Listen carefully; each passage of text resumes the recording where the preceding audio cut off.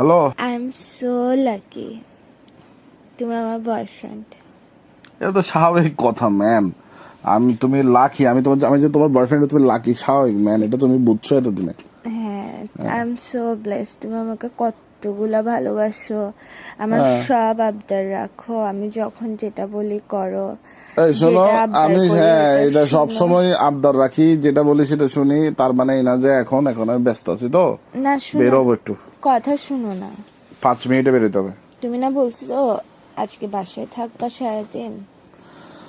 দেখো তোমার হাতে বরাবর তুমি আমাকে 3 মিনিট তুমি 10 সেকেন্ড আছে। তিন তুমি মিনিট তুমি 10 আমাকে সেকেন্ডে বলো। ভালোবাসো।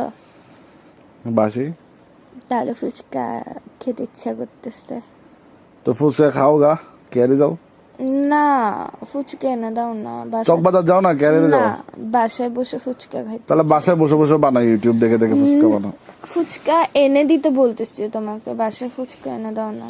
মানে আমার এখন এনে দিতেই হবে? Exactly right. এনে দিব একটা শ্রদ্ধা। আমি একটা একটা কাহিনী আছে, ওটা শুনতে হবে আমার। কিন্তু ফুচকা খাবা? হ্যাঁ প্রমিস? প্রমিস, তবে আগে কাহিনীটা শুনতে হবে। ঠিক আছে, শোনাও।